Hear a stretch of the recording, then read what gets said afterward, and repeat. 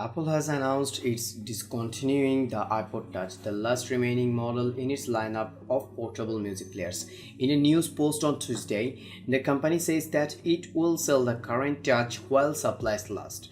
While Apple may be done with making dedicated music players, the company says that the spirit of iPod lives on in all of its devices that play music, such as the iPhone, iPad, and HomePod Mini. The iPod Touch going away marks the end of an era, as Apple notes it introduced the first iPod over 20 years ago. The original firewire-equipped model acted as just a portable music player, and Apple made models that were pretty much exclusively for listening to audio up until 2017, when it discontinued the iPod Nano and Shuffle. While the iPod Touch has been embraced by some iPod enthusiasts as the new classic music player, it also found a following for those who wanted an iPhone-like experience but didn't actually need a phone. While the iPod Touch has had its fans, the writing's been on the wall for a while. The 7th gen iPod Touch Apple discontinued Tuesday was introduced in 2019 via a press release, while the iPhone 11 would be released later that year. The 2019 Touch had the same A10 processor as the iPhone 7.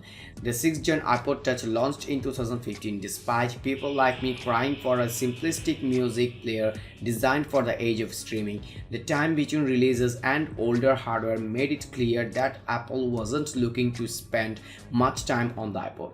It's hard to blame the company for that. Most people aren't particularly interested in carrying a second device that does something their smartphone is perfectly capable of. Tony Fazell, one of the developers of the original iPod, mentioned in an interview that the iPod team knew the iPhone could end up overtaking music players. It became very clear to us that there was a real threat from mobile phones, features phones. They were starting to add music, MP3 playing to the cell phones that they were shipping at the time. Apple didn't see that as a problem. According to Farrell, at Apple every single thing that was tried, at least under Steve, needed to ship because it was existential. You couldn't not make the iPhone successful because you were cannibalizing the iPod business. While the iPod may soon disappear from store shelves, it's hard to completely do away with something so iconic. We'll likely continue to see iPod modification projects from enthusiasts or web experiences designed to evoke nostalgia for the age of dedicated music players. Apple didn't invent the market for them, but it did rocket them to popularity.